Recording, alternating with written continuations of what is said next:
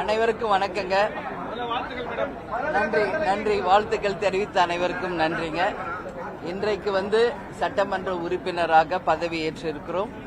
முதலில் எங்கள் அன்பு தலைவர் கேப்டன் அவர்களுக்கும், என்னை வெற்றி பெற செய்த விருதாசலம் தொகுதி மக்களுக்கும், அதேபோல நான் சார்ந்த மதசார்பற்ற வெற்றி கூட்டணிக்கும், எங்கள் கூட்டணியின் தலைவர் அண்ணன் ஸ்டாலின் அவர்களுக்கும், எங்களுடைய தேசிய முற்போக்கு திராவிட கழகத்தின் அனைத்து கழக நிர்வாகிகள் தொண்டர்களுக்கும் முதல்கண் என்னுடைய வணக்கங்களையும் நன்றிகளையும் இந்த நேரத்திலே நான் உரித்தாக்குகிறேன்.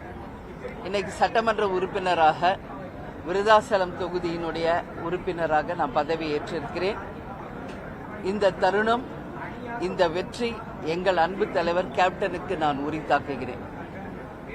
இந்த தேர்தலில் வெற்றி பெற்று என் தொகுதியாகிய விருதாசலம் தொகுதிக்கு நான் கொடுத்த வாக்குறுதிகளை நிறைவேற்றி ஒரு உண்மையான வேட்பாளராக இருப்பேன் என்று உறுதிமொழி கொடுத்திருக்கிறேன்.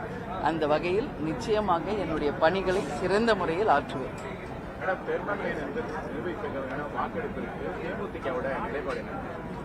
நான் சார்ந்த மதசார்பற்ற வெற்றி கூட்டணியின் சார்பாக என்னுடைய வாக்கை நான் பதிய வைப்பேன். நான் மதசார்பற்ற வெற்றி கூட்டணியினுடைய வேட்பாளராக தான் எனக்கு விருதாசலம் தொகுதியில் வெற்றி பெற்றிருக்கிறேன். எனவே நான் வெற்றி பெற்ற என் கூட்டணியின் உண்மை சட்டமன்ற உறுப்பினராக இருந்து என் வாக்குயை நான் பதிய வைப்பேன் என்பதை இந்த நேரத்தில் சொல்றேன். நேற்றைய தினம் ஆளுங்கட்சியா தாவேக்கா இருக்காங்க. குறிப்பா 3 கையெழுத்து கொடுத்தாங்க. அதை பற்றி உங்களுடைய கருத்து?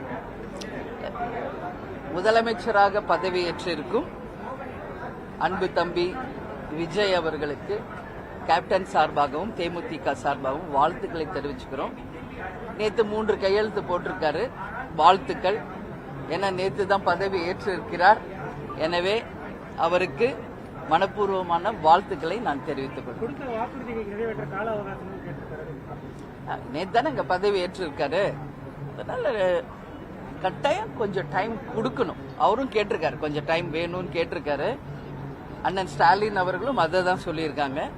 அதனால நேற்று தான் பதவி ஏற்றிருக்கிறார். முதல் முறையாக முதல்வராக வந்திருக்கிறார். கட்டாயம் அவருக்குரிய நேரத்தை நாம் தருவோம். அதற்கு பிறகு மக்கள் பிரச்சனையையும் தமிழகத்தினுடைய உரிமைகளையும் நிச்சயமாக சட்டமன்றத்தில் நாங்கள் பேசுவோம்.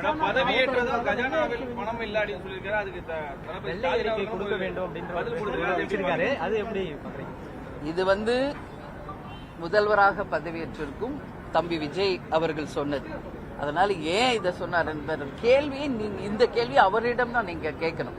ஏன்னா முதலமைச்சராக பதவியேற்றிருக்காரு, அவர் தான் இதுக்கான பதில் சொல்ல வேண்டும்.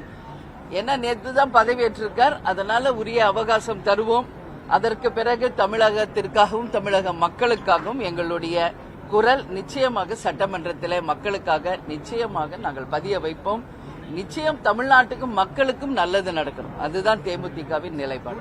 சட்டமன்ற உறுப்பினரோடு தான் திமுக ஆதரவு, கூட்டணி ஆதரவோடு தான் அவர் நிக்கிற முதல்வராக இருக்காரு. 5 வருடங்கள் அவர் முழுமைப்படுவார்னு நினைக்கிறீங்களா? நாளைக்கு என்ன நடக்குது என்பது இன்னைக்கு நம்ம யாருமே யூகிக்க முடியாதுங்க. அதனால நிச்சயமாக நேற்று பதவியேற்றிருக்கார். இன்னைக்கு நாங்க எல்லாம் பதவியேற்று இருக்கிறோம். அந்த வகையிலே முதல்வராக பதவியேற்றவருக்கு வாழ்த்துக்கள் தான் நான் சொல்லியிருக்கேன். எனவே என்ன நகர்வுகள் வருது, என்னெல்லாம் மாற்றங்கள் வரப்போகுது என்பதை நாம் பொறுத்திருந்து தான் சொல்ல முடியும். முதல் முறை சட்டமன்ற உறுப்பினர்கள் வெற்றி பெற்றிருக்காங்க. அதுதான் வாழ்த்துக்கள் சொல்லிட்டேன்.